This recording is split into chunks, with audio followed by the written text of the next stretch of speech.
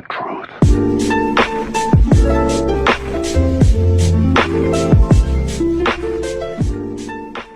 What is going on, everyone? Welcome back to the No Limit podcast, guys. We have a very special podcast today. It is not very often you get this many amazing traders on one show. So first we're going to go over, we got AMG Sci, Trades by Sci here. We got Ollie Trades. We have the wonderful TORI Trades here. SPHYNX Trades, Natalie is here. Golden boy of the industry, Mr. James Storms, and our boy Dwayne. How you doing, bro? Good. Everyone doing well? Yes, amazing. First, I want to just thank you all for being here. You know, you do not have to all come here. Take time out of your day. Absolutely. And I'm really excited to Thank get you to for having us. have everyone talk and basically go over everyone's stories. And basically, I want to go over like the industry, psychology, and all the struggles we went through. You know, let's as shout out traders, before we so. even start. Let's shout out Dwayne here for hosting us in this beautiful home. Shout out Dwayne. And if you ever need a good breakfast, go to Husky's Kitchen. In Atlanta. What's the address? 1900 2nd Avenue. It's honestly, Decatur. this is not even like we're obviously shouting you out, but the food is fucking Insane. delicious. Listen, So I recommend thank you, guys. the lobster and Yeah. shrimp omelet. I just had to put that out there. Lobster fire. grits? It's fire. Yeah. The shrimp and grits is literally the best thing. I haven't tried. It was my it's first all, time. the beauty of it is that it's all good. It's actually that's all true. good. That is true. Every single That is food. It was my first time. I didn't miss, bro. Like, Thank you. So Yeah, well, basically, we're in Atlanta right now. We all had an event brought to you by Fortune's Funding. It was an amazing event. I had so much fun coming up from San Francisco. I've had so much fun hanging out with everyone, getting to know a couple of these traders a little more personal. But, you know, it's going to be a little hard. We have so many people to go over, but I just kind of want to just like first ask, how was your guys' experience at the event? Let's actually start with James, you know, Fortune's Funding and everything. How was that? Yeah, I mean, again, thank you everyone that, you know, showed up, even the guests as well, the all the people in the audience. You know, it's my first time really orchestrating an event like that, and you know, definitely a lot of moving pieces. But you know, without myself and without the main attractions, we don't have an event, right? So like, I have to, you know, obviously thank all of you, and it was cool. I mean, I definitely didn't have like much of a structure to it, but it ended up going really well. A lot of positive feedback, and ultimately the goal was to convey some value to the people, to the traders, and people definitely came away with something valuable. So like that's what the goal of it was. No, most definitely. I feel like so many traders after were like, oh my God, thank you so much. There's so many little details that like, that's one thing about so many traders getting up there is we all trade differently. We got trend lines, we got ICC, we got like smart money type stuff. And like, it's really cool because so many different people resonate with different Like I said types of yesterday, trading. there's 6 million ways to succeed in the market. You know, Seriously. you just need to pick one. Yeah. How about like all the, like everyone else? How was the event for you guys? bro, it was dope. It was dope. I was blessed enough to have all these people show up, and you know, especially the people helping out, and the turnout was amazing. So it's like, Yeah, the turnout was actually. Yeah, we had about 75 people. yeah, and it's like, bro, it's like what I told you. Like when we did that whole Miami like little meet and greet thing, and like, you know, like somebody was like, "Oh, bro, you don't understand the influence like you've had on my life." Like I was like, "Bro, we have to do this on a broader scale." So then like, and then I hit James up. I was like, "Bro, like let's go do this." And so we started in Atlanta. Sai and I have done one in LA, and like we're gonna go all over. It's gonna be global. Yeah. Right. I mean, it's very powerful that we, you know, as an influencer or, you know, person of influence, that you can just say, "Hey, I'm gonna be here," and you can have, you know, 100 people show up. Yeah, That's so, like sacrificing time out of their day, because like we even spoke about, as much money as you have, you can't buy time. So like sacrifice time out of your day to go and just be there, not knowing what you're gonna receive, but like we know that they're going because they're expecting value from us, and I think we over-delivered. Bro, so many people yesterday were like, "Oh, I've never been to an event, but like I didn't even know, like I try to stay away from that stuff." And they were like, "Oh, this is what I needed. Like I didn't know I needed this until A lot of had people it." need direction. A lot of people just need a little bit of direction. Even just seeing us, like even just be like, yo, like, you know, I've been with a lot of prop firms, you know, and I've never, you know, had a conversation face to face with the owner of a firm, and like, you know, it made me feel a lot more, you know, comfortable, you know. Bro, especially because it shows like, you know, like we're all human, like we're all created the same way, right? So like, dude, I mean, just put it in perspective.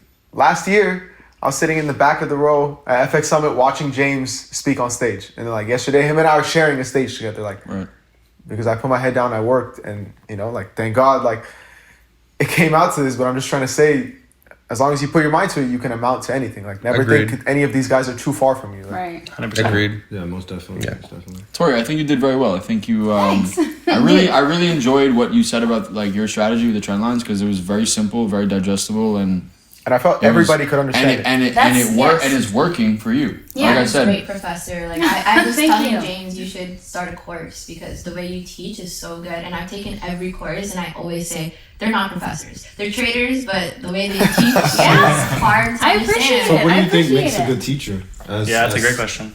It's so difficult. The way that you explain, the way just being straightforward, not putting too much things in. Like you were very Also being animated. entertaining. Yeah, you Yeah. were animated in the way I mean, the you energy, spoke. I have it. Yeah, I felt it. you put Oh, but- jokes in there. And it was like, even you know. understandable. Like somebody from the most basic zero knowledge of Forex to the most advanced I feel like everybody could have digested that. That's what I'm It's saying. I Is like. that there's beginners in the crowd that were like, oh my god, and there's also Yeah. people like James Storms that are like, damn, that was actually kind of cool. Or even I was telling in the car after about like the safety line. Or, Yeah. like, I was like, that makes so much sense because I always think like, all right, you're taking this break of the trend, but then you have that second one to like Yeah, keep you what does it safe do? for if it comes Yeah. back down. And I was like, wow, it's so simple, but just completely over my head. Yeah. So I mean, I really enjoyed everyone that went up and showed how they trade and just like getting to hear you guys' stories. At the end of the day, like Ollie was saying, I was someone who like was coming up once again watching James and getting to fly out to San Francisco, sit on a couch with all these amazing traders and interview them or share a stage with them.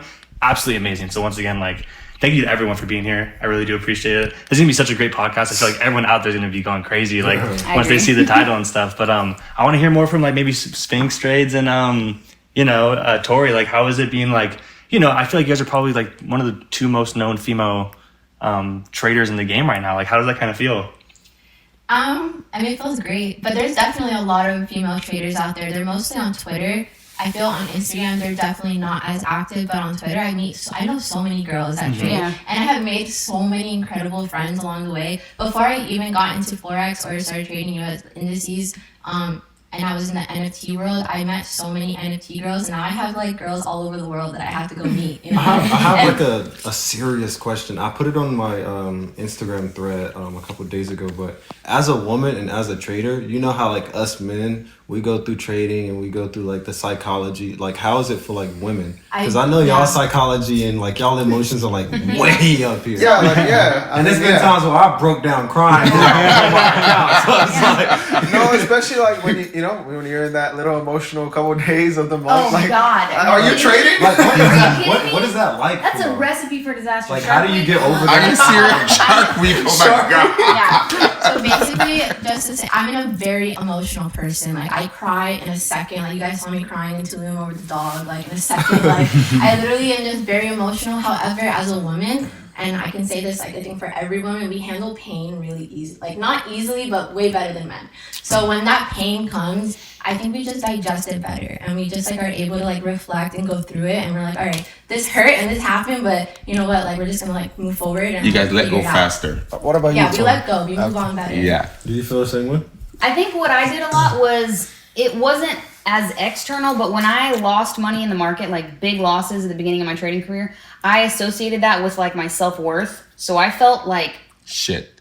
awful, like beautifully said, shit. Like I just felt like a worthless human being. I was Yes. like, wow, my entire value, my worth is in my trading, and like it just self-confidence was low, like insecure. So maybe it's not as external, but very internal for sure. Yeah, if I wake up and I don't feel good, I won't trade because at that point I'm like, maybe I should take a trade and make myself feel better, and then I don't feel better because I'm right there. No, but it's great. All you need to do is just you take the trade, and then if you lose, you take another one. And then Shut if you up. lose, That's the worst, and I've done that I'm before. just joking, I am a I'm just revenge trader. Sometimes, like I will revenge trade if I do that. If I wake up not in a good mood, take a trade, lose that trade, I'm probably gonna revenge trade it because I already fucked up my day. Like I already started off wrong.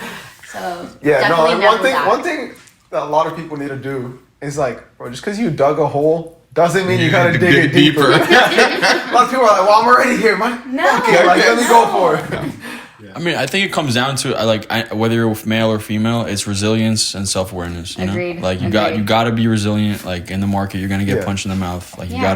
gotta learn how to take a punch. I gotta ask this because we're on the girls. Like, being female traders, obviously a lot of guys will think you guys are attractive. Like, how does that go about? Like, what are your DMs like? Oh God. What are the DMs like?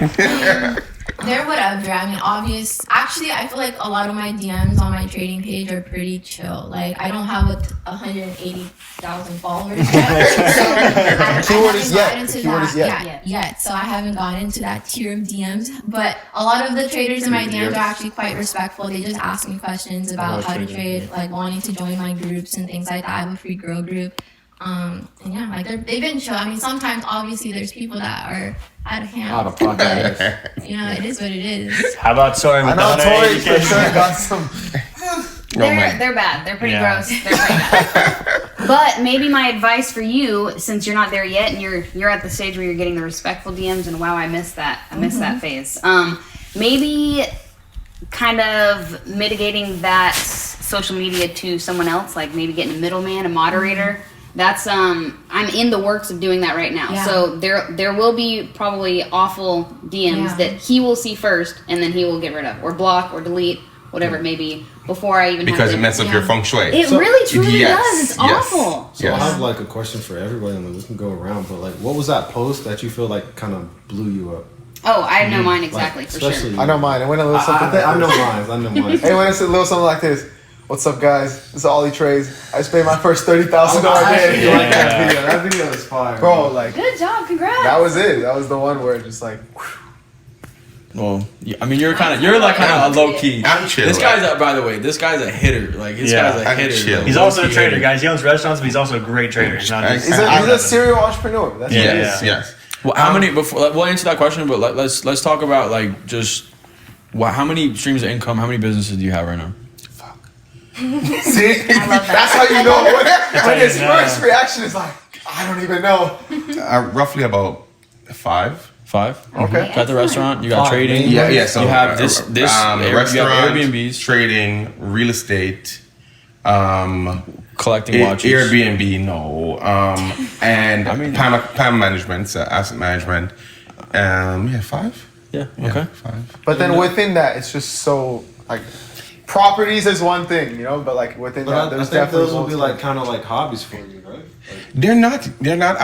I get bored easily, so I constantly have to do something. So why not make money? Why not make money? Exactly. So for me, it was it is all fun and games, and I started making money like from I hit this country. I started making And money. let me ask you this. So, Yeah.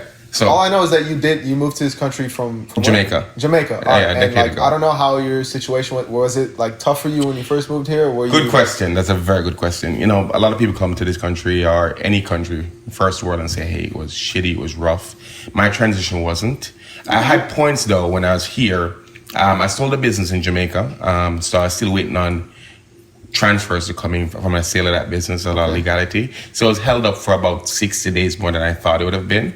So I was down to my last $5. So I had money, but I just didn't have access to it. was that USD or was that like USD. I was here in Georgia. $5 and I had to buy gas. Wow. And I had a 1997 Honda Civic. Yo, 1 gallon. All right? Reliable. Listen, and to top it off, I was hungry at the same time.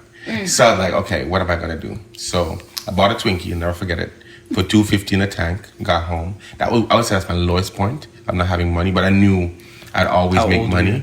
I was 30. 30. Okay. Wow. Yeah. Wow. That's awesome. Yeah, and So- then 3 years so later, That's crazy. yeah, I made my first $1 million in catering.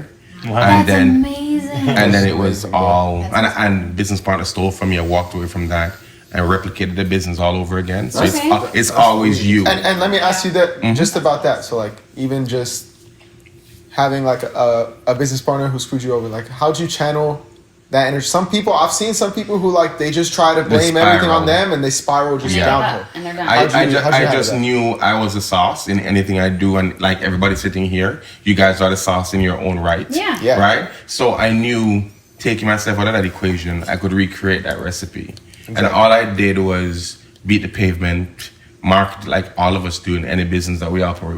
I marketed the hell out of 90 days. I was almost at the brink of tears to know that I had a business that was giving me over 100K a month, to walking away from it and starting all over again. Wow. But I made it bigger and better than it was before, and that was my positive. I just never It's an amazing mindset, stopped. bro. And you hit like Amazing. $1 million at 30, right? Or like, yeah, 31. I hit 31. multiple, in that business. You know, there's some people that be like I know. 30 years old and they be like, all right, my life's over. I can't chase my dreams. And look at you. Like look at you, bro. The time is always irrelevant, like, you know. Yeah. Because Yeah. your People that journey, literally like, will stop. comparison after is they- always a and thief of then they're joy, Like, like, you all right, know? my life is over. I can't do what he does because I'm not young. Sai shared like a really cool video with me like a couple weeks ago or something, but it was about everyone on their own timelines. How some people like are starting at 20 years old that have like maybe become a millionaire. There's people that like are becoming CEOs at 50. There's people that are becoming CEOs at 60. Everyone's on their own timeline. So I really appreciate you kind of sharing that. Like you went from $5 in your bank account, buying a Twinkie with having to get gas, to then a year later, making your first million. So I hope a lot of people out there can hear that, because there's a lot of even people at the event yesterday that are like a lot older who think that like, dang, look at these people that are like these guys are 20, you know what I'm saying? Like doing crazy You're numbers. not Like far people off, see you're that. like 21. Yeah. You can group with me. Now when we talk about Tori, Dude, that's gonna be hilarious. But going off of that, I just want to ask you guys, because all of us are traders, we all have like our own insights on the industry. I want to kind of go around and kind of talk about what do you guys think the industry is lacking that you want to see more of?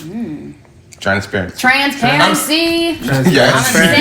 I'm in the same boat. Too many Transparency people- and different kind of traders, because I'm tired Yes. of seeing the same guy in a Lambo. Honestly, like, Too many I people see wanna more polish vlogs everything they and do. reality shows Yeah. and traders and things like not that. even. I don't even want to say transparency, because I feel like that's like I mean, almost, there's a- that's almost an understatement. Like I just want to see honesty. Yeah. Like, Okay. because people fair. are like, People transparency polish their is one stuff way thing, too but much, bro. but people are straight up lying, and Yes. they know they're lying, and they're cool with it. Yeah.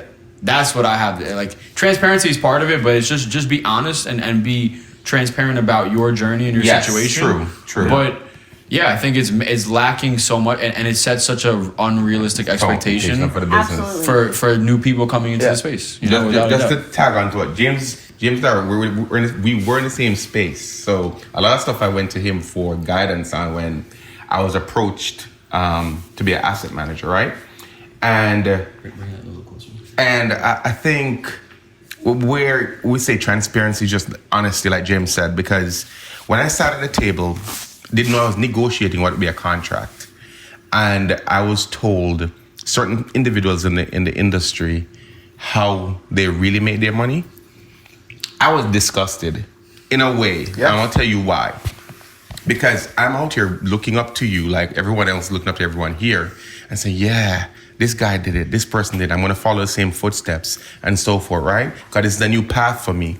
And knowing that your first $250,000 that you made, you just signed a deal and so forth. You got a wire transfer and then it keeps coming every month. And you bought a supercar. Exactly. And then you So- marketed a course saying, I bought my supercar off trading. And Whoa.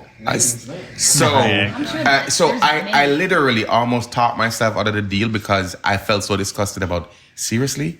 And when I got the knowledge of what these guys, I'm not saying they're doing anything wrong, but don't say, hey. They are. Don't say you made. I think what's wrong about it is saying that it didn't happen and trying to say you came up a different way. a different way. Like, There's no reason to fake it. Yeah, there's nothing wrong with making money outside of the market. Exactly. But But don't don't- say that you made that money in In the market. Yeah. And that was my. Don't be like, oh, I made $5 million this year, and then 89% of it is outside of the market. Yes. Yeah. You might be like, There's some oh, people if you actually do out if you here, do like, what I did, trading. you can be Yeah. like this too. Don't say It's I made like- $5 million trading and then Because like I said, most people don't want to be influencers. They don't want to be marketers. They just want to have freedom and they want to be a trader. Yeah. That's it. Yeah. Yeah. So that rubbed me the wrong way. And the person said to me, hey, but it's business.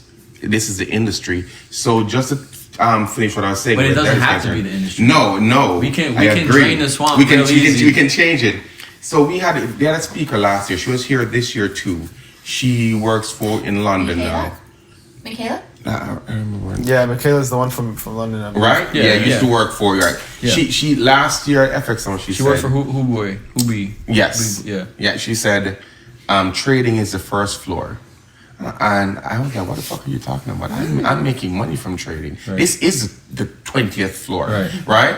Until fast forward a couple weeks later when I was getting my deal outside of trading, I realized, yes, I was in the basement compared to what everybody Wow. else is doing. Wow. So this year I that's apologized to her. I was like, you took me left when you said that. I didn't understand the market. I didn't understand the business in its entirety. So I spoke to her about how my thought process, what I was thinking, and she's like, "Yeah, there's so much different avenues in the business where it's a business. Like you have the music business, you have the trading business, Right. and we're just here thinking, okay, we're gonna trade and we're gonna make our funds from the market, but there are bigger things happening behind, and that's where wealth is created. But just be honest about it, Right. and that's all it is." And it seems like you can transfer that same scenario to the music industry specifically. The person that's singing, imagine who's actually making the money. Yeah. The people that Well, own it's the changed. rights to It's that, changed a produce lot. it. Like now, it's very much independent. You know, Agreed. And because it's you can be because- successful as an independent. Yes, Right. exactly. Now, And I think because that's of changed social because the media. light has been Yes. shed And on. James, Right, yes. James, how many phone calls, how many hours on calls have we spent talking about how we don't like the way people are dishonest and like we're here to change it? Like, Right. how- Well, that's the thing, and you said before that's just the business, but like it's counterintuitive to be honest. like someone like you. because if who's people were actually honest, made- like they wouldn't be making as much Yeah. money. But someone like Simple you as who's that. made millions to the market sees Right. like, okay, this can be my higher floor. Right. And then like you I can said still- yesterday, you I can still always want have other trading to be deals. my number one source. Because if I'm making, this is the way I look at it. If I make, let's say I make off the prop firm or you know, whatever. If I make a couple $100,000, you better believe like that's going to go into the market or like I'm going to use that income to further my trading. Exactly. You know? Exactly, Most people yeah. are just like the opposite, trading. you know? Yeah. They're just going to stop trading. They're going to, you know. I don't ever look at it like that because I know what trading has done for me, and I know that more income outside of trading can only benefit my trading. I think that's one thing that's really bad about this industry is people like think trading's that golden ticket out of like their like their situation. You know what I'm saying? So like we It can But be. it could be. It can be. Oh, If you it's really put definitely- the work in, it you're not- absolutely can. But you Don't can't go make pennies in like the- that. Don't go Yeah. I just think that like like just going off that, I just feel like when you don't have a lot of money coming in and you don't even have a lot of money to start with, Right. and you're going into these accounts, if you don't have that second source of income, you're going to be making such emotional decisions in the market that's really going to affect your trading. So I like that you brought that up because you really should be using money from other places Right. to then put into your trading account and Right. start It will growing only that. give you it will only Yeah. give you more confidence. Exactly. No, that's You what know? I'm saying. is Knowing that, like, okay, I have some extra money coming in, you know, and I can trade with this. your and- losses and- won't matter as much. You know what I'm Right. saying? Like Right. you know, if you lose $1,000, if you have a paycheck coming up, you're fine. Offset by this, other thing. I actually love it when traders post their losses or when they are open about like I have had a loss streak or something like that because it makes it a lot more relatable, especially when they're far more advanced. You know, like Tori, like I followed you for a while and I just like keep up with your journey and I knew that like for a bit you had like a loss streak, you just weren't doing Oh, well, all but then of you literally January had your was best awful. months, literally. Yeah, And I literally right said that after. too when I was watching your videos. I was like, it's happening now, but watch, she's literally gonna fucking have $1 million trade soon or something like crazy. And then you literally started posting like that you just had your first 10K or 20K day or whatever. Yeah. And Yeah, I say this all the time. Trading is like if you have a 10-sided dice, right? And if you roll, let's say you're a good trader and you have an 80% win or even 70%, right? Roll 1 to 7 and you get paid. Roll 8, 9, 10 and you lose. You could roll 8, 9, 10, 10, 10, 9, 8, and then you have a fucking 20 win streak. Yeah, So exactly. it's Exactly, yeah. doesn't mean your strategy's bad. It's just a game of probabilities. Absolutely, and just market conditions too with your Yeah. specific Right. strategy. Yeah. Right. Yeah. So Seasonal tendencies. Yeah. Yeah, like things just change and you have to it's consistency. just though. be aware. I you know? think you need to have a strategy that is adaptable and it's like confirmations essentially, Right. but not just hop from strategy to strategy to strategy because There's then you're balance. just sinking yourself at that point. Yeah. you know? Yeah. And that's also why understanding fundamentals is really important because the landscape changes quickly, and if you're not Yeah. if you're not even paying attention to that stuff, you're Yeah. gonna Like yesterday I was saying, like knowing the fundamentals can you can have a great technical setup, and if the fundamentals aren't in line, you can really just filter out like, okay, this could have been like in my head a 70% probability, and now it's like it could be 20. Right. You know. Yeah. Yeah. And as successful traders, as we all can say, I mean, like in the beginning, we was probably trading every single day, every Yeah. single hour. Oh, yeah. And Right. Now, Yeah. like now we've seen what the market is like, and now we probably trade like every other week or so. Yeah, like I know Tori and I do the same thing. We're like, we break down our charts, we set the alert, and we're just away until the alert And that's hits. it, Like, yeah. I don't even have to look at my chart Yep. until price Yeah. gets Yep. to or breaks out So of line. I just transitioned to that, and honestly, I had like the best last 3 weeks of my life like that because I just set the alert, Yep, wait for zones. it. I go Zones. chill. I'm finally sleeping, bro. I'm not a zombie anymore. Like Yeah, it's how been fun. wild. It's life changing. It's been fun. Now I have one question for everyone here. All right, your biggest days in terms of winning days and the biggest losses and how you felt on both occasions. Okay.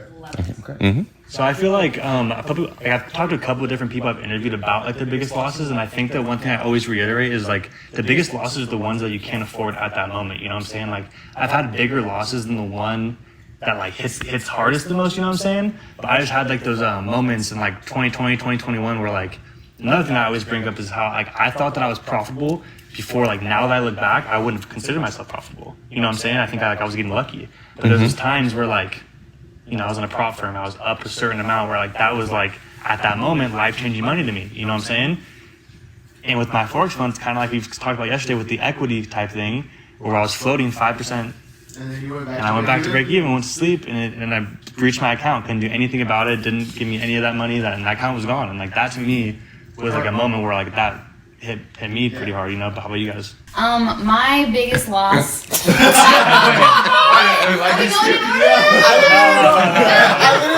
I was like, We all just looked I at was each other. really like, let's go this way. Just go in order. Yeah, no, my biggest day was 40,000. Right? Yeah, 44 or like 41. I believe it was $44,000 on fortunes. Nice. That was lit. Yeah, I bet. I was getting ready. I always wanted to go to Spain. Dude, the second I hit that trade, I call up James. Yo, I just smashed 40K. Like, I had two 100K accounts. So it's 22K and 22K. Oh. Same trades taken on both. And just, I don't know, my psychology just works better instead of a 200K account that way. That's fair. And then my biggest loss was pretty recent. It was like $9,000 in one trade, Okay. and it hurt, bro. You're on the phone. I was on the phone with that Luca, trade? and like I really only should have lost like That's the whole 3,000. account, right? I should have lost like 3,000. No, I was up 100% gainer on the account. And then it came back to my entry, and I was married, and I started hitting buy, and then it just, and then wiped through my SL, and I was sad. I was sad because even after I scaled in, like I wasn't at the same RR, but I was back to 100% gainer, and then I still ended up losing. So it was a dumb mistake. It was a dumb mistake. What could you have done double better? down on the loser? Okay, Or? so what I could have done better was two things. I could have, first of all, like I said, I misread my TP on the initial chart. So when I realized that, I should have closed out because it would have already hit my TP and it was reversing. And I shouldn't have doubled down on my losses. And being that, dude, I was up 10x on the trade. So like being up that far. I still don't even think, I still don't even like the idea of the break even because to me in my head it was like, whole analysis was, everything was valid except I misread the chart. But you don't think being up like 10R that at that point if the trade comes all the way back to break even, you probably shouldn't be in that trade anymore, you know? That's my philosophy. Is like I'm up so much to the point where it's like if I go back to break even, it's not even about taking the loss or not. It's like I probably just shouldn't be in this Honestly, trade. I used to think like that. And then what's funny is in your New York class, you were like, well, if you're exposed that much to the market. I mean, listen, but if I you're, understand what you mean. Bro, I would have doubled my entire I mean, account. listen, if you're cool with the loss, like the initial loss, when I was cool. I'm in a trade like that, I'm cool with the outcome. Like when I go full margin, I'm cool with the fact that at 1 second I could vaporize everything because I've literally vaporized hundreds of thousands of dollars like in like a second before, like on a big move. Like so I know what the possibilities are. You know. I think the one thing I regret doing was like adding more positions. Yeah. Because I shouldn't have. But I don't regret not going break even. Yeah. I just if I That's fair. That's your setup. because to me it's like it was something you told me that really resonated with me, and it's like if you're gonna be exposed to that market, like that same voice that's telling you like go break even or whatever is the same one that's trying to tell you like the moment you move your stop loss, you're changing all the parameters. About all the trade. plans you made. Right. Yeah, your game plan. That was hilarious. Alright, Joe, was yours? My biggest loss was actually recently too, and I haven't even made like live streams yet, so I can't wait to tell everybody about it. Right after the summit, I'm like on a high. I'm wanting to get on everybody's level, so I go real hard into what did I go into? I've done this once. It was the YM, so that's what do you guys trade in Forex? The Dow is The YMCA? the YM. No, that's the US ticker. 30. Yes, okay. So I go in US 30 real hard. I lost $11,000 right Was after. this your first time trading US 30? No, I traded before. I was about to say, This was heavy. Confidence was there. 10. Trade Okay. setup was not. You had just, Absolutely not. yes, you had just publicly said what your dream car is. Yeah. And What you was were like, that? I'm What's getting it in this trade. What is the dream car? I'm gonna be honest, I don't remember it now. It's the one that Rob Yearlick just got. It's a Ferrari GT something or other. On the way. It's On sure. the way. Soon enough. What You said your color? biggest trade What also. color? We'll probably go over also, It's but right I know you also Sweet. recently had your biggest trade, which is awesome. I did. We'll go So, over that, yeah. so the biggest loser sucked. It was 11K. It hurt. I wanted to pretend like it never happened, but like here we are. Oh yeah. But then I came in with my biggest trade, which was a few weeks later, and that was 20K in oil. 21-ish. Maybe it was 22, but it was That's awesome. wow, like the comeback is real. So after having my biggest freaking loss, I double my biggest win that I've had before. So I'm like, okay, we got this. That's all right. And to piggyback off that, like I just held my longest trade, which was like 16 days. And I know you hold for like a super long time. So like, how does that make you feel? It's absolutely exhausting. I'm still new to swing trading. Well, I mean, we'll say new this year. Okay. But it's exhausting. It's absolutely mentally, even physically somehow. It's exhausting. Like when I closed that biggest trade, I wanted to like just check out for days. It's funny because to me, it's like relaxing. That's why I switched, because I would become a zombie like on scalp. Dude, I used to just sit there and scalp and whatever and do all this. And I felt like, I just feel like, you know, when I'm trading with the daily buys, like the news doesn't affect me as much. I'm like Yeah. more chilling. You know, I Yeah. can sit back a lot more. I feel a lot more comfortable. But yeah, I know a ton of people who are like, bro, you're crazy for swinging. And I know that because I used to think that. Yeah, But now, yeah. like now that I actually do it, I feel way more comfortable. I mean, I gotta be honest though, I still do feel better about like, maybe it's just me trying to figure out how swing trading works, but I think maybe I'm like holding on to this like stress as like the weeks go by and seeing the fluctuation in price. Like maybe I'm still not quite used to it, but I still will not change it for anything. Like going back to the 1 hour, the 5 minute, I'm not gonna do that again. I will take this exhausting, you know, swing trading for now, but I'm sure I'll get a hang of it soon. I'll probably be Yeah, 100%. Yeah. How are you? Okay. My biggest loss. All right. My biggest loss in trading, was last year. It was FOMC. I had just grown my account. Like, I forgot what the original balance was, but I had gotten it to like 2,500. Yeah, about. And Yeah, I- up to like 8 or 9,000, I think. And I lost it all in one trade. So basically, I had already traded that day FOMC and I won. Like I had the right of way. And then I got greedy and I wanted to enter in the opposite way. And basically, like I had like 2 or 3 chances even to get out of that trade with my profits all intact, but something in my head was kind of just like, I'm so exposed, I'm already in here, like I already kind of accepted my loss in a way, and like it was really dumb. I don't know, it was very psychological. I had never even, at the time I had blown accounts, but I had never even had an account that big because I had grown it so much already, and I was like, holy shit, like this is so cool. And so I got just greedy and How long did it take you to grow? I don't know, like a month maybe. Not that long actually. So a month just vaporized and like. Yeah, I Good mean, trade. and then I didn't trade for 2 months afterwards because I was just devastated. I had never felt like pain like that before. Like because at the same time I had never even made that much money on my own before. I had only had like waitressing jobs that paid minimum wage. So seeing 7K like just being like taken from me, I was like, oh wow. Like I was like, I was just angry at myself and disappointed, and I was like, I don't know how to trade, like just like going down on myself, like my worth was gone. I was like, stupid girl. And so You know, but it is what it is because I learned so much, and especially I'm glad it happened on an FOMC day. I still trade FOMC, but I just trade like differently, like, and I don't revenge trade anymore, and I don't like wake up in a bad mood and trade things like that. But that was my biggest loss. Definitely not as big as everybody else's, but to me, It's a it loss. was a Yeah, lot. yeah. And how long Yes. have you been trading? I've been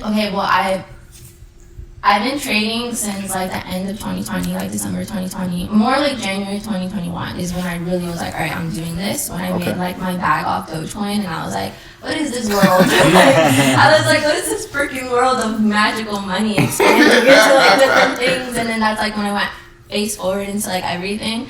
But my biggest win wasn't actually even in like the markets for Forex. It was my biggest win was 12K, like a trading DGOD. It's an NFT. So I bought it for like $100, like through Solana. Oh my god. And I sold it for 12K. And it's like I think it's like it's way higher now. So maybe I shouldn't have sold it. But my biggest win in trading like Forex is 3K. So Okay. yeah. All right. That's dope. That's great. All right, I cannot wait to hear James's. Let's go. Oh god. What do you want to hear? The good news or the bad news first? Give us the bad Yeah, I want first. to hear the bad news first. Yes. My biggest, well, like you said before, like the ones that you can't afford. Because I let's say two scenarios. The one that really fucked me up was making my first $100,000 and then basically losing it. Like I was floating. I had like a 15K account that I built up to like 60,000 in January of 2020. And then I had a trade in like late February 2020 that I was floating like $80,000 and my equity was like 130K. And that trade went to break even. And then I blew the whole account like a week later. Wow. And like completely tears, devastated. Because I was already almost 3.5 years in to trading at that point. Yeah. Eventually they did not. I didn't tell anybody really, bro. Like I was just completely. It's gonna be like that breakthrough, like that was the account. Well, that and it set me up for the rest. I mean, I blew like I lost. That was all my money. Like I had like $3,000 or $4,000 left to my name, and then COVID hit, and then I moved away to Pennsylvania, and I had to just get out of New York, get away from everything, and just sit with myself and just when you fuck up badly, like you have to just focus on what you can control. Like I can't control that I fucked up. That I already fucked up. So I can control though how I feel about myself. I can control that I'm active in fitness every day. I can control that I'm cooking my meals and controlling whatever I could make progress with. So ultimately that set me up for the rest of the year where I lost a lot of confidence. I was ready to quit trading. That is a callous. That is you building up callousness to the market. So like either you let it crush you or you rise beyond it. So for me it was like at first I was ready to quit. I'm not gonna lie to you because I had been so deep into it 3-4 years. I had seen big days. I had seen life-changing amounts of money, and it all slipped through my fingers, right? And then not only that, then COVID hit. Then I'm watching all my friends graduate college. They're posting on Instagram their diplomas and all this shit, and I'm just like, I went through something like that. I'm just like, fuck, man. Like, what am I doing here? I have 4 years and nothing to show for it. So ultimately, like I said, like it set me up for the rest of it. Eventually, a month or two went by. I ended up watching a podcast actually with this guy that was an optometrist. Like he was an eye surgeon, and he had said, I always wanted to be a trader since I was young, and he knew that traders need a lot of capital to deploy to succeed, right? So he basically became a doctor first, made a lot of money, and then became a trader. And yeah, it was kind of crazy. And then I forget I forget who it was, but he ended up saying at the end of the podcast, he's like, if I could go back and do it all over again, I would have said fuck becoming a doctor, and I would have just went to trading. And like I resonated a lot with that because I was literally in that zone. And I was like, at that point, regardless if I had watched it or not, I know that I would have gravitated back to it. But sometimes you just get so disgusted, you just have to. I've taken frequent breaks throughout my career because sometimes you just need to just reset mentally. So I put my last dollars into an account, $5K, ended up flipping it to $15,000. Took advantage of the unemployment programs going on with COVID and everything. Whatever, I don't care. I don't care if the government's handing out free money. My hands are open for that. So yeah, I ended up buying that Porsche Boxster for like $28,000. The car got totaled. I literally spent all my money on that car. The car got totaled in September.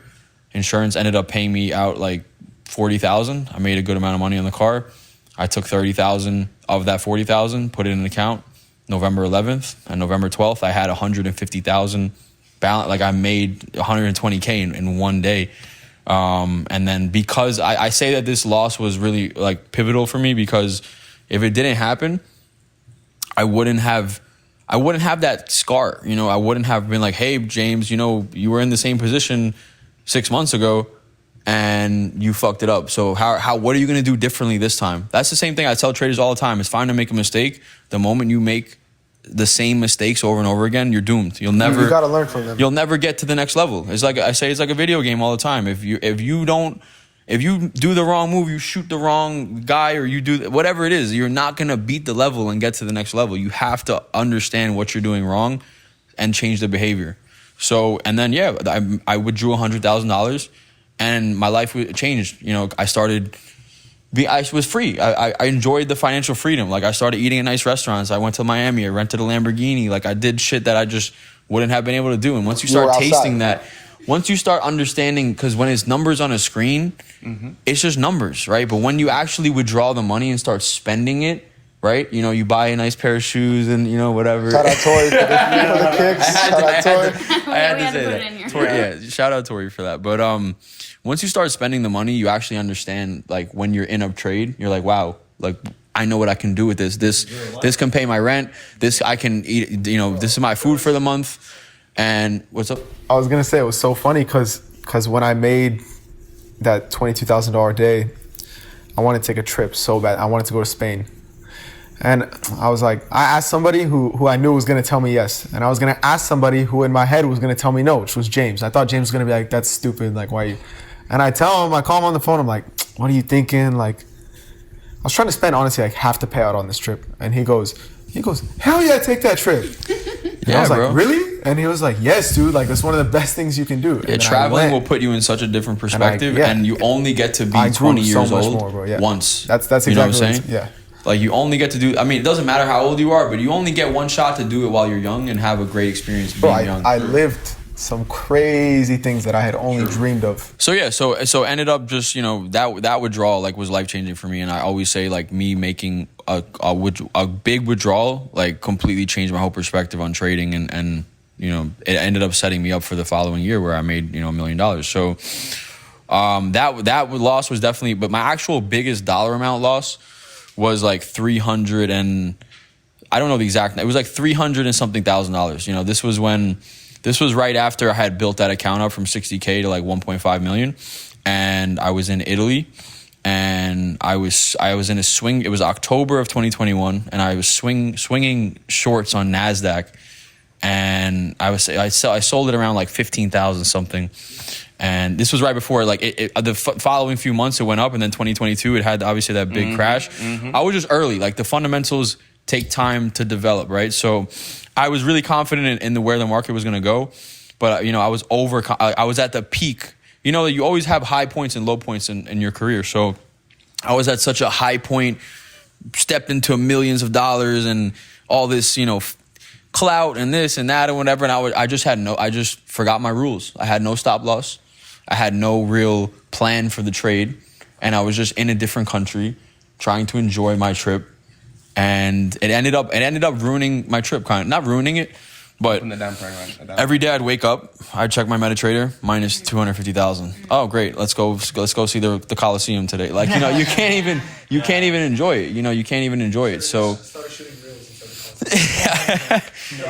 Yeah, and I was up on that trade. I was up 60,000, like at the peak of the profit. You know, like that was a good trade. You know, so yeah, I ended up at a certain point. I was like, all right, I can't sit in this anymore. I just, you know, I have no plan. Like, I was honest with myself. I said, dude, you fucked up. You know, sometimes you just got to realize, like, yo, you did something stupid. Just close the trades and eat that loss. So yeah, and that was really that. My biggest trade was in that run of, you know, 3 months from June 16th to like September. The first trade was like 30,000. Then the next trade was 60,000. I took one loss of like 90K, and then I had a 200K day. I had a $250,000 day. I had a $304,000 day, and then I had a $384,000 day, all in like back, like week to week to week, basically. So I was taking like one trade a week, and I was just obviously using a high degree of leverage, and and then that was like the peak of it. And then the final trade was that trade in Italy, where I just said I cut it off, and I just withdrew everything. I ended up getting out like roughly like $1 million from that 60K. And let me say this though, as I spoke to somebody on this, I was like, man, sometimes I'm feeling so confident in the markets. I'm doing my thing. I got a great setup, and I'm like, you know what? Let's full margin like James. And it never goes right. And so I was talking to somebody about this, and they were like, the difference is, and I'm not talking about all the fake results you see, because it's somebody who actually has done this, and I know you'll back me up on this. You're willing to lose everything on the line. Yeah. Like, if it came down to it, you'd go back to waiting tables. If you really believe in the setup, you know that's the alternative. The reason why his favorite words are balls. Leave your balls on the table. Yeah. Leave all of it on the table. But I mean, the reason why I have that confidence is because I made money. I lost everything, and then I got to that point. So like, in my head, it's like, okay. I mean, it would be very foolish at this point to do that. I could feel the same way. Like, but I know I can do it again. Yeah. You know, like it doesn't Like, bother me. I don't like going 100% of the account. Because it's just I don't know, it's just not my style. Yeah, you can't even really risk 100% No, I per se. understand. But if you're full You get what I margin, mean? like I said, and a big move happens like real quick, and you get slipped, then you go know. negative. I've seen the count go from that to negative. That's happened. I've seen that. You know. That's happened to me before. All right, so let's head over to Dwayne. Mine, 2021, I became consistent enough. When did where you start trading? 2019. Never done a podcast? No, first time. Your first time. So like, Yes. tell 2019, I started my journey. 2021, I became profitable. And you already had income from other businesses. Yeah. I lost 127,000 just learning. Oh my god. And that's not prop for. Yes. And that's just learning. I hope And my when wife you were don't see this losing video. that, how'd you feel? Like, Learning did curve. you know it was a I just like learning. I started my restaurant when we were just building it. I sat there and the guys were working. Didn't know anything about fundamentals at the time. I was trading GJ. 6 p.m. news came out. Didn't know what the hell news was. Right? 10K went like that. In seconds. Like that. I'm like, FX Choice was my broker. Very good broker. And they took me out of trade because margin call is out. And I kept on going in a rabbit hole, deeper and deeper and deeper. But I was going to give up because I knew what I wanted. I wanted to learn trading from 2014. And there was nothing out there to give me knowledge. 2014, I didn't trust the $35,000 course, the $40,000 course. $40,000. Oh, yeah. Some guys in Marietta, yeah. Anyways, so. In Marietta, really? Yeah. 40, for a course, yeah. Full mentorship, yeah. So 2014, and I didn't have that resource like you guys have now. Fast forward 2019 or 2016 when everything popped off, but I became consistent. I'm good at seeing patterns, and I started seeing patterns before I even knew what structure was 100%. What doji was. I didn't know all the terminologies at the time because I'm in the rabbit hole learning. I was breaking even, making money. I'll be at lunch with a client and I'm taking a trade, and by the time I'm done with that client, having a meeting, a presentation about a catering event, because we did a lot of stuff for the corporate Atlanta, I'd be up 11K. And I just close that trade out and I keep it moving. But my biggest day was my mom's birthday, 2021, September 23rd. I put 5 lots in. That time I grew my account from 25K to 95K, right? Yeah. And in that one trade. No. Meaning over a 6-month period. Okay. My last 25K in someone deposit. This is after 127. The last 25K. So this is it. And grew the account. And at the same time, I'm taking withdrawals. So it's not like I'm compounding without taking withdrawals. And I never really needed the money, but I was just like seeing the funds just how fast it hit your account and so forth. And did that. Put 15 lots, 5 lots in, went to bed, put my stop loss on a take profit, woke up at 4. I was on a certain person's earn and learn. So I was up at 4 trading with them in the morning. But I started trading NAS because I wanted to trade something that not a lot of people were trading. I kept on back testing and watching how it moved, and I really liked how it moved. It didn't give me anxiety, all that stuff, right? So I woke up to $156,000. Oh wow! Oh my god! 156, yeah. And P's hit. Listen, no, it wasn't even close. We're close to it. Didn't hit it. No, the trade was still running. So I called my mentor at the time, and I was like, "Yo, what do I do?" And I screenshot and I said, "He said, close this shit out." It's like, and Take the money. I just got greedy a little bit, and I was like, "It's gonna go to 170," and it bridged a little bit, and it went up here a little bit. I'm like, and by the time I closed the trade, it was 108. 108. Yeah, it was 108. I never forget it. 108. Got a shout out by him about it, and I was like, okay, cool. Then a friend of mine I love watches. I've always loved watches, so I've always collected and so forth. So he has a jewelry store in Buckhead, and he has one in Dubai, and he's Jamaican also.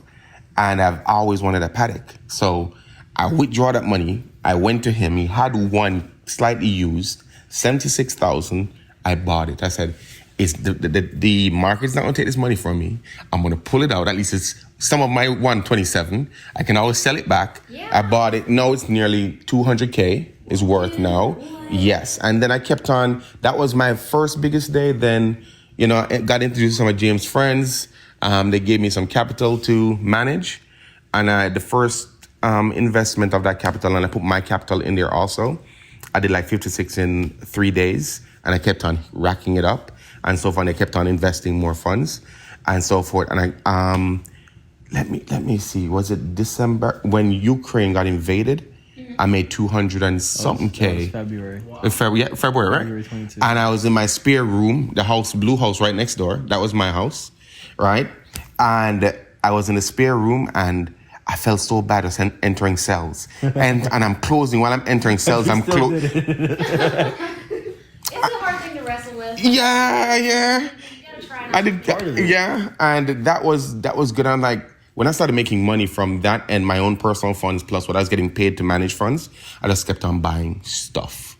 One of my biggest things I wanted to do was my first Porsche. When I just to a little backstory, first Porsche I built my first Porsche, and my business is doing over $1 million, 2.5 at this point a year, and I went to build my car, spec my car, put my deposit down, built my car. Car came. 2017 Panamera S, right? And went in to pick up my car. Okay, so you have to go to talk to financing. Went to finance, okay. The car was $126,000, right? I put 20K down. More than enough. My credit was excellent. I need a cosigner. No, I need to put down 50 more K, or I need a cosigner. I said, why? Because I've never bought a car of this price on my credit. Remember, I'm in the States going a decade now, so my credit is like a 12-year-old or a 10-year-old, if you're going to look at it like that. So not knowing that avenue of business, because I know so much now about how everything works and how everything moves. Things don't happen to me the way it used to, or I can help a lot of people out of a lot of stuff that they would be caught up in because they don't have the knowledge. So Porsche Perimeter told me that unless I get a cosigner or I put 50K down, I can't get the car. So I said, why didn't you tell me that when I was speccing the car 6 months ago? Why didn't you go through financing and do all that stuff? So when I took delivery of the car, this would have been sorted out. Long and short of it was, is either I did that, get a cosigner, which a business associate that worked for me, she mentored me in my business, teaching me about America, how it works here. She's like, no problem. She's a millionaire. She's like, no problem. I'll sign on it for you. I was like, you'd really do that for me? She's like, yeah, no problem. Went there because she has a lot of luxury cars on her credit and under her name. It's called a straw purchase if she adds one more to it.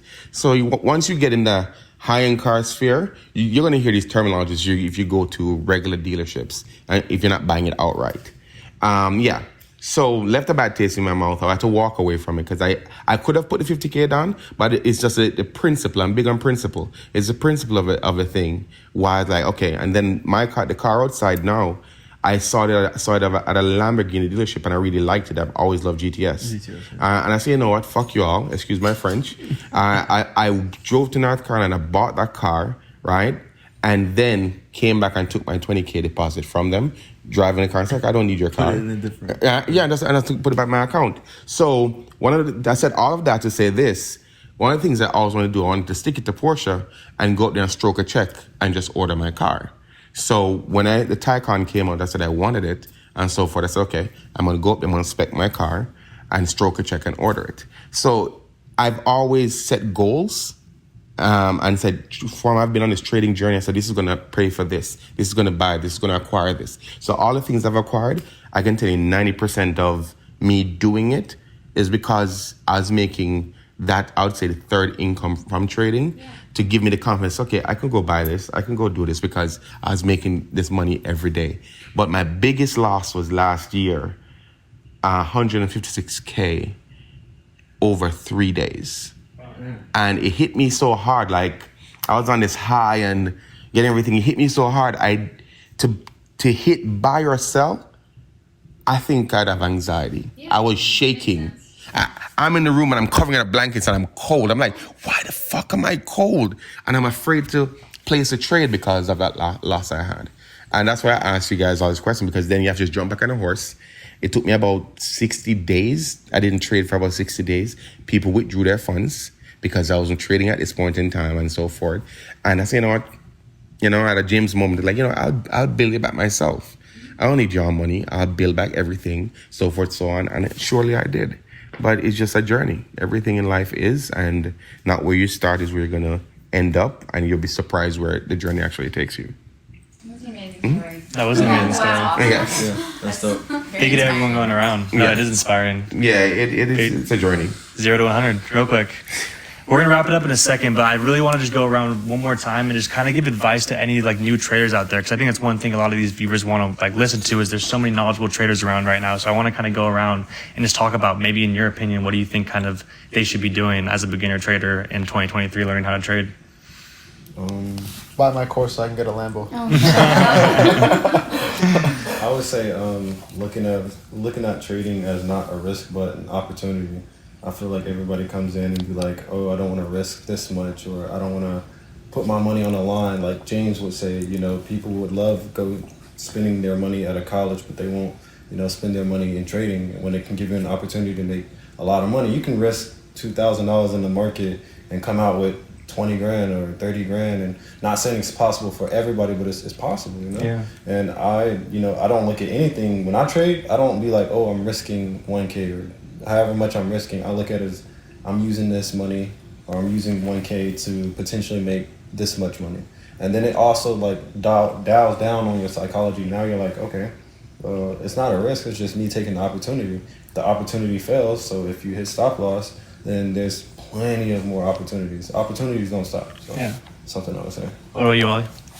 For me, it's pretty similar. Just understanding that essentially, like, one thing I always did was, with every loss I took, like I was like, okay, that's just more of an investment I've made, and just having the belief that nothing can stop you. So every time I approached the charts, like I was confident enough to, when I was trading, to be like, I'm right, and then humble enough to, when I lost, to say, like, okay, this is where I went wrong. So keeping yourself accountable and just staying honest with yourself, but also like when you're in the markets, you need to feel like this is it. This is, I'm there in the trade. So just approaching things that way is the way I would recommend it. Cool. TORI TRADES. Mine's gonna be a little tough love for y'all. There you go. Love it. I feel like the basic stuff, it's so redundant. It's so repetitive. Everyone, like, you can look it up. You could Google or watch YouTube videos. Everyone has the same advice. I think you're just gonna have to experience it yourself. Yeah. That is so If true. it's, Exposure in the markets. you It's just like I gotta said, be in it.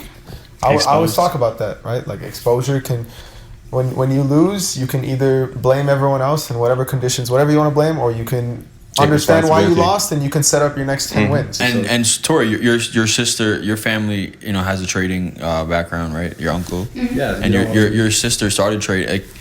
Like everybody can, but not everybody will. I say that all the time. Like, you decided that I'm gonna do this. The same people that I started trading with 6 years ago, maybe like out of 50 people, maybe 1 or 2 of them are still trading. Isn't Like, that wild? Wild. the only. I mean, I don't want to interject, but I'm just.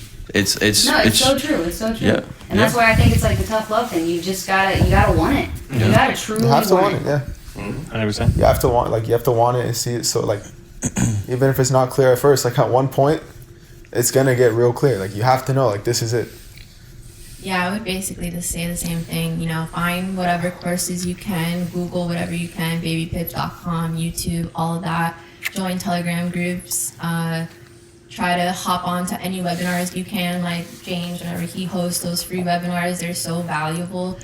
Definitely always keep your eye out for those, like especially because he drops a lot of knowledge on fundamentals. So if you can find a trader that's dropping knowledge on fundamentals, that's huge, because a lot of people don't trade fundamentals, and that's like the first thing they tell you when you start trading. It's technicals and fundamentals. So why aren't we learning the fundamentals, you know? So the technicals are all there, but the fundamental resources are definitely limited, especially because you kind of have to go out of your way to learn about them. Like Forex Factory, what does this mean? Like, who is Powell? Like, all these different things. Like, do you even understand what Powell's saying? Like, you have to even understand what the meetings are saying and like why they are the way that they are. And then also exposure to the market for sure. I never traded. My first year of trading, I never even, like, I didn't even know how to open a demo account. I just like put money, like $100, $50, like whatever I had, and I would feel the pain of losing that. Like, damn, like that was my dinner tonight, and like I just lost it. And that taught you lessons. Yeah, and that teaches you lessons, and it also it teaches you the emotional side of things, because the only times I've ever traded demo have been on the Fortune funding challenges, and I'm like, don't feel that emotion. I'm just like, oh, if I fail this, like whatever, like it's not a big deal. I'll just buy another challenge or whatever, like take another trade. But when you have a real live account and you're minus $20, that shit hurts, you know. Facts. Again, like I said, there's different perspectives of somebody might treat that demo Fortune's funded account like it's their last. So it's different ways of people. Different. Some people, it's always funny because like I always hear people like, why is phase 2 so hard? And I'm like, because it's psychological and you've made it hard. Like there's nothing else. It's you're trading. All you actually need is just less of a goal. Like you did twice the work. You did twice the work on phase 1. Like, but if we run the statistics, I wonder how many people fail phase 2. Like, what about you, James? What advice do you have for new beginner traders? I would say, I mean, first and foremost, like if you get into this, you know, you go to trading is climbing a mountain, right? Like it's not like you want to get to the top of the mountain. It's not going to be easy, right? You know? And if you try to go too fast, like you're going to get tired. You're going to get discouraged. You want to go too fast, you slip and twist your ankle or break your leg. Now you just cost yourself time. You got to heal and recover. You're going to be scared to climb. You're not going to feel so good about it. So that's one, is like, this is a mountain climb, and not everyone makes it to the top or even makes it halfway up. So that's, like I said, everybody can, not everybody will. So you have to dedicate yourself to the idea that I'm going to climb this mountain even if I die falling off of it, you know? 100%. Secondly, once you actually get into the space, frugality is so important, you know? Like saving your money, like your resources, your money, your time, your well-being, you know, your what do you brain mean by power. saving? I mean, not just putting it away. I mean, when I first started trading, like I had a job. I was, you know, a server in a restaurant. I was making decent money for like a 1-year-old kid, maybe like $1,000 a week. And I spent a lot of money on stupid shit. Like looking back, so you mean making smarter choices? I probably could have been a way farther along now. Like had I been more frugal, like I am now. You know, living below your means, like not. There we go. Yeah, like don't be going out. Like you know, like I'm not saying be a robot or a zombie, but every dollar that you spend outside of the market is dollars that you could have deployed. Yeah.